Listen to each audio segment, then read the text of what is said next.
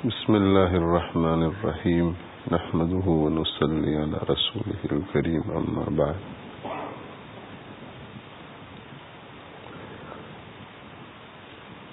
When we are very young, in our childhood, in our infancy, we find a very close attachment with our parents.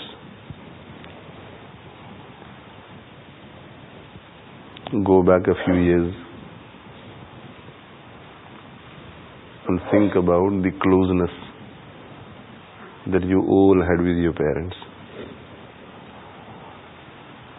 And look around you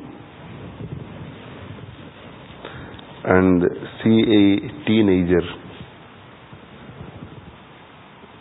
and the connection that he has with his father, and look at a child, 5-year-old, 6-year-old, 7-year-old, 8-year-old, the connection that this child has with his father. When they come to the masjid, at the age of 5, 6, 7, the children are normally seen coming to the masjid with the fathers, sitting with the fathers, leaving with the fathers. And it's not because they have been instructed to do this. It is because they have an attachment towards the father. They're talking with their friends, but as soon as they see the father going, they will start walking with the father.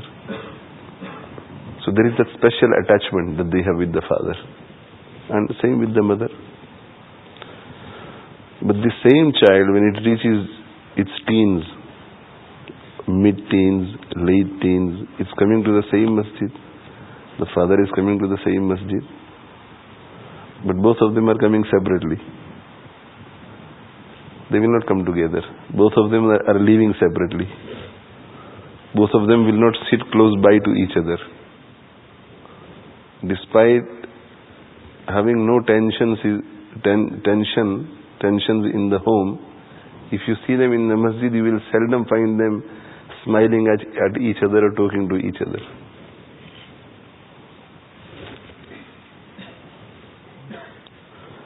And the same scenario takes place with teachers and with Shaykh also. When the student is studying with the teacher, then he loves his teacher, he is close to teacher, he finds an attachment with the teacher. But after he graduates, it changes. Why does this happen?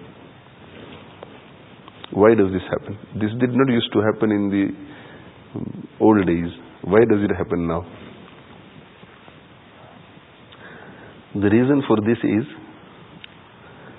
that it is human nature that when you distance yourself from somebody physically, then the love decreases.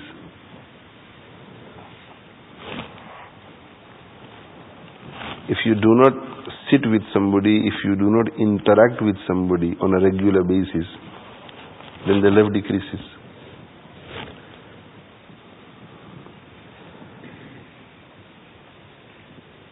When we travel abroad,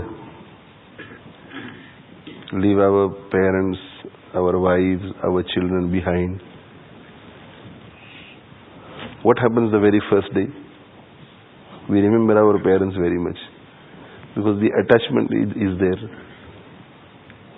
Second day it's less, third day it's even more less, fourth day it's even more less. And if somebody spends a few years like this, away from the wife, away from the children, away from the parents, away from the friends, then this person will find no love whatsoever in the heart for these individuals.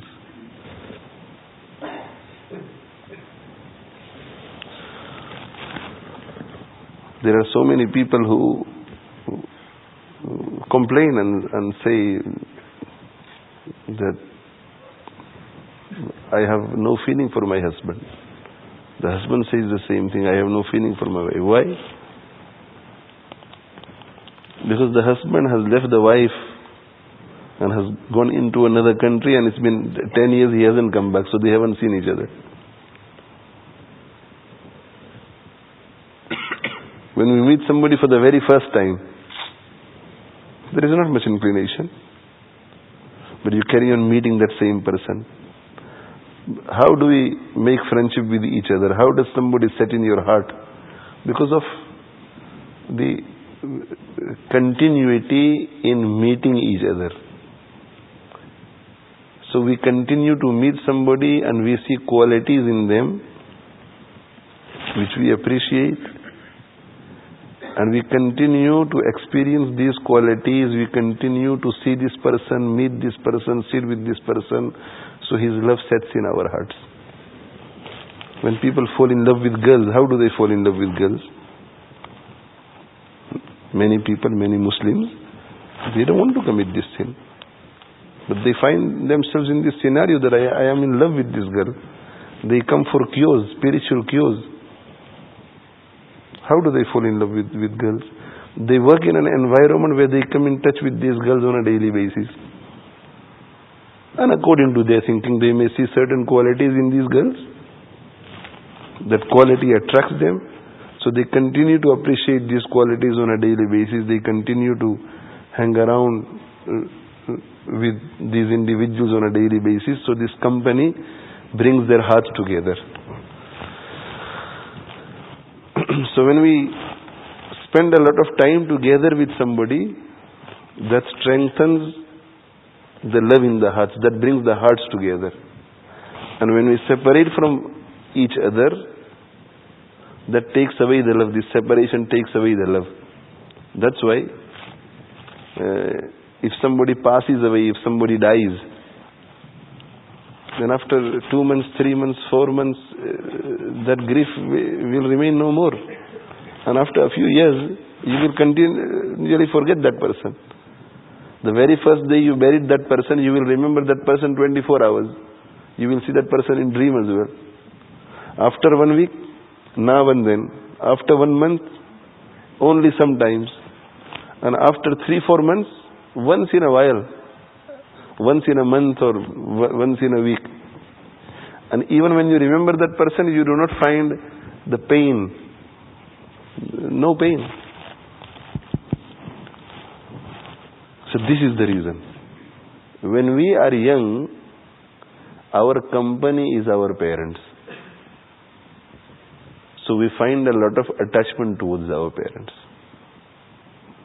And as we grow older and we become independent of our parents, we do not sit in the company of our parents. And we detach ourselves from the company of our parents. And because we detach ourselves from the company of our parents, then the love of those individuals set in our hearts with whom we are spending a lot of time. So friends occupy the place in our heart, and our friends push away our parents from our hearts. Then we get married. So the wife and thereafter the children occupy our time. Our company is mostly with our wife, our children. So they push away the love that we have for our friends. Those people who get married and after getting married they settle down with their families, then they have no time for their friends. That love is pushed away. The parents' love was pushed out right from the beginning. And if somebody has no friends, then after he gets married and he spends so much time with his family, with his wife and with his children, that he has no time to sit with the family. And as soon as the interaction stops, then you become strangers for each other. Even if you separate from your wife for about a year or a year and a half or 2 years, the very first time you meet, you will see each other as strangers. You'll find it odd to communicate with each other, to interact with each other. So it is important that we continue to interact with our parents and give them quality time. what happens in this day and age? In this day and age, we have no time for our parents. We have time for friends, we have time for family, everybody, but no time for our parents. And we have a fixed routine. Every Saturday evening, food with parents. Every Sunday afternoon, parents will come to my house or I will go to parents' house. And even then, because it's a get-together, all brothers, all sisters, a fixed time to meet with the parents on Saturday evening. So we spend all the time with our brothers and our sisters and our brother-in-laws and sister-in-laws talking about this and that. We haven't got time for parents. The parents are just sitting there in the corner watching the whole show. And only Allah subhanahu wa ta'ala knows how much hurt they feel in their hearts. And then we expect to become successful in this world and the hereafter. No, that can never happen. That can never happen. So I appeal to all my young friends to take out quality time for parents. You should go to visit your parents individually. It should not be as a family all the time. It should not be customary. I want to go and visit my father today. I want to sit down with him on his own. Give him the opportunity to talk to me heart to heart. It's possible that he may want to discuss something with me. It is possible that something is bothering him and he can't speak to anybody except me. But the way we behave with our parents is that the parents don't have confidence in us. So they have to look for other shoulders to cry on. Why? Why should our father need to talk to somebody else when we are alive? Why should our mother need to talk to a stranger about her problem? Why can't she or he talk to us? If our parents need to talk to somebody else, they are not the problem, we are the problem. We have created an environment whereby they don't have confidence in us.